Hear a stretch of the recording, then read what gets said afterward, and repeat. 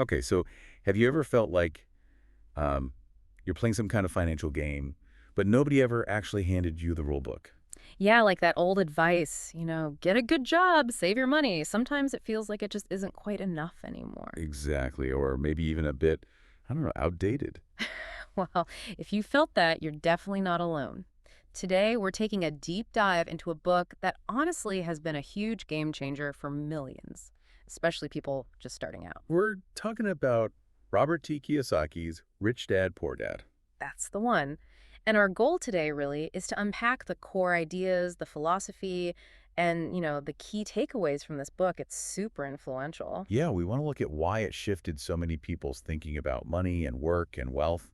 We'll dig into its strengths, sure, but also its weaknesses and what it genuinely offers if you're looking for financial literacy. Right. This isn't about giving you like a specific stock tip or a budget plan. Not at all. It's much more about changing the way you fundamentally think about money.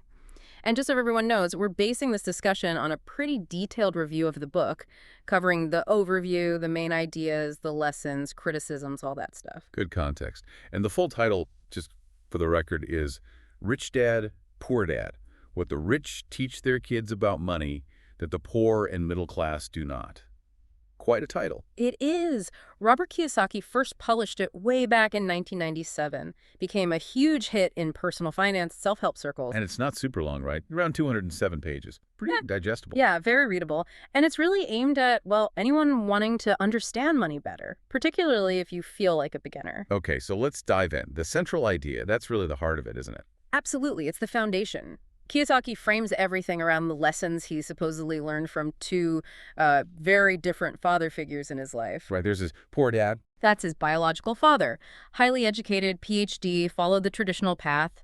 Good job, steady paycheck, save money, climb the ladder. The conventional route. The path most of us are told to follow. Pretty much.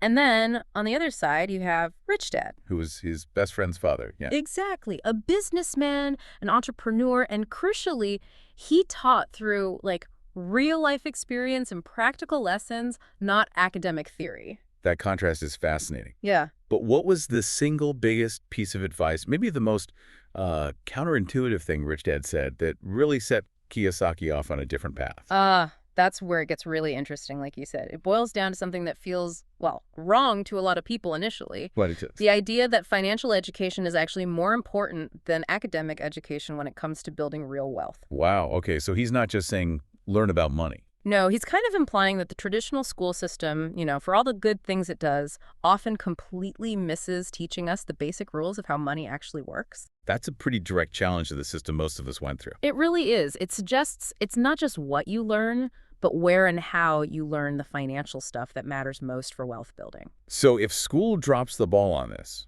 according to Kiyosaki, what's his advice? How do you get this financial literacy? What's the core stuff we need to grasp? Well, that leads straight into his first big lesson, the absolute critical need for financial education. He basically defines financial literacy as really understanding assets, liabilities, investments, cash flow, the language of money. Stuff not usually on the curriculum. Right. And he doesn't mince words. He's got this quote in the book. It's pretty provocative. The lack of money is the root of all evil. Whoa. That flips the usual saying on its head. It does. He's not saying money itself is evil. He's arguing that the lack of understanding it, the lack of control over your finances, that's where a lot of problems start. It's about ignorance and fear around money being the issue. That's a powerful way to frame it. And it leads perfectly into maybe the most famous concept from the book, right? The one that gives so many people that aha moment. Absolutely. Demystifying assets versus liabilities. This is fundamental to his whole philosophy. So what's the simple distinction? Because it seems simple, but lots of people get tripped up. It's deceptively simple. Kiyosaki says, assets are things that put money in your pocket. Period. Think rental properties bringing in rent, stocks paying dividends, maybe a business you own that generates profit. Okay, things that make you money. Exactly. And then liabilities are things that take money out of your pocket. And this is where he gets controversial, right? Because he challenges things we think are assets. Precisely. Like your own house. Yeah. We're taught it's our biggest asset. Yeah. But Kiyosaki says, well, hang on. You've got mortgage payments, property taxes, insurance, upkeep. all taking money out of your pocket month after month. So unless it's also generating income, like you're renting out a room or something. It's functioning as a liability in his definition. Same with a car loan, credit card debt, stuff like that. The goal he sets out is crystal clear. Accumulate assets, minimize liabilities. It forces you to look at your personal balance sheet totally differently. It really does. He puts it bluntly. The rich buy assets. The poor only have expenses. That simple sentence can be a real light bulb moment for people. Yeah, I can see that. And this idea connects directly to the next lesson, doesn't it? Making money work for you. Yes, exactly. It's about shifting away from the traditional model, which is basically trading your time for money, working for money. The 9-to-5 grind. Right. Instead, Kiyosaki pushes you to think about developing passive income streams, setting up investments, maybe starting a side business, things that generate income whether you're actively physically working at that moment or not. That's the dream for a lot of people, isn't it? Passive income. It is, and he sums it up with another one of those memorable quotes, "Don't work for money, make money work for you." Again, it sounds simple, which I think is part of the book's appeal, especially for beginners. It gets you thinking differently, motivates you. Absolutely. And that simplicity, as you mentioned, is also where some criticism comes in. It gives you the mindset shift, the why, but not necessarily the detailed how. Right, no step-by-step investment guide. Correct.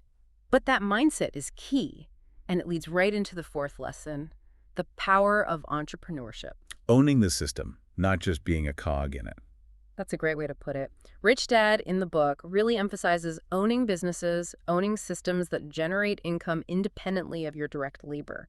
It's about creating your own financial security through ownership, not relying solely on job security from an employer. Shifting from employee thinking to owner thinking. Precisely. Which brings us neatly to the fifth, and you could argue, the most fundamental lesson of all. The mindset shift itself. Yeah. This book, at its core, is really about changing your entire relationship with money. Kiyosaki talks a lot about how fear of losing money, fear of risk, and just plain ignorance about how finance works, how these things hold people back. So what's the way forward, according to him? It's about embracing calculated risks, committing to continuous learning about money, and actively developing what he calls your financial intelligence. Constantly learning and adapting. Exactly. And he ties this whole philosophy together with maybe the most famous quote, "The poor and the middle class work for money. The rich have money work for them." Yeah, it really sums up the core difference in perspective he's trying to teach. It absolutely does. It's about seeing money not just as something to earn and spend, but as a tool you can put to work. So how does the book actually deliver these ideas? Let's talk about its style. Well, the writing style is very conversational. It's simple, easy to grasp. He uses a ton of storytelling, lots of anecdotes about rich dad and poor dad. Makes it accessible, right? Even if you know nothing about finance. Totally. That's a huge plus. It can feel a little repetitive sometimes, maybe, but honestly, that repetition seems intentional. It helps drill those key messages home, makes them stick. Okay, so pros: simplifies complex ideas, definitely motivating, changes your mindset, great focus on self-education. Especially good, yeah, for absolute beginners who feel intimidated by finance jargon. It gives them an entry point. But then the cons. We touched on this. It's light on the technical details, right? Definitely. You won't find detailed investment strategies or budgeting worksheets or specific financial products discussed in depth. There are no real hard numbers to work with.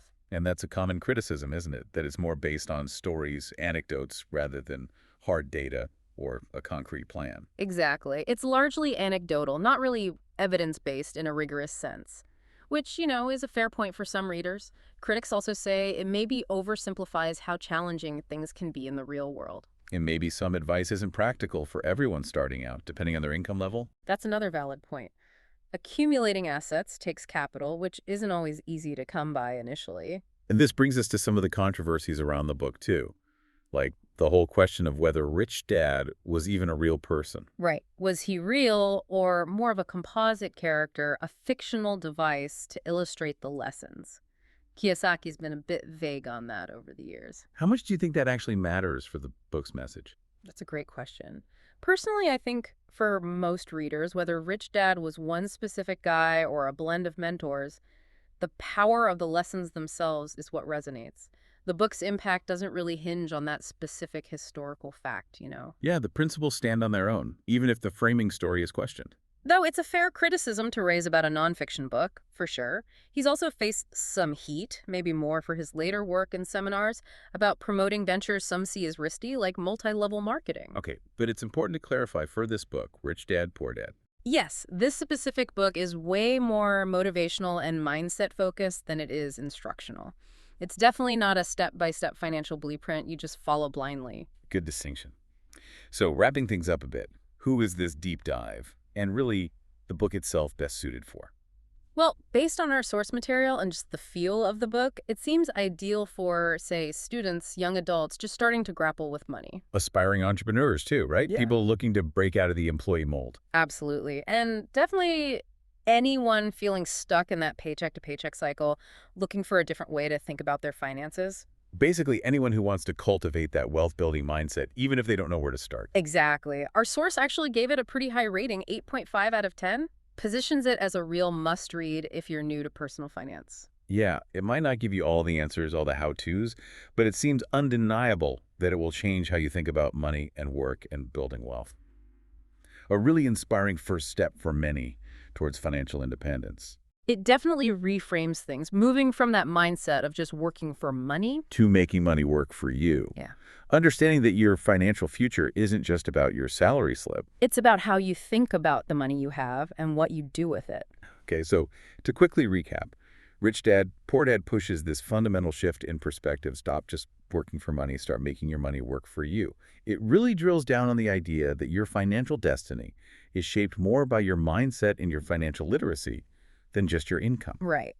And that leads us to a final, maybe provocative thought for you, the listener, to chew on. Okay, let's hear it. Even if you don't have a rich dad figure, a mentor like that in your life, the book really challenges you to ask yourself this. What specific asset, and it could be small to start, what asset could you acquire or maybe even create that begins putting money into your pocket instead of just taking it out? Just one thing. How might focusing on and embracing that single idea, finding that first asset, how might that start to change your financial path, starting like right now, today? It's not about needing a huge windfall. It's about that initial shift in thinking and then the small actions that follow. So it's something to reflect on, your own relationship with money and how maybe, just maybe, applying some of these mindset shifts could make a difference in your own life.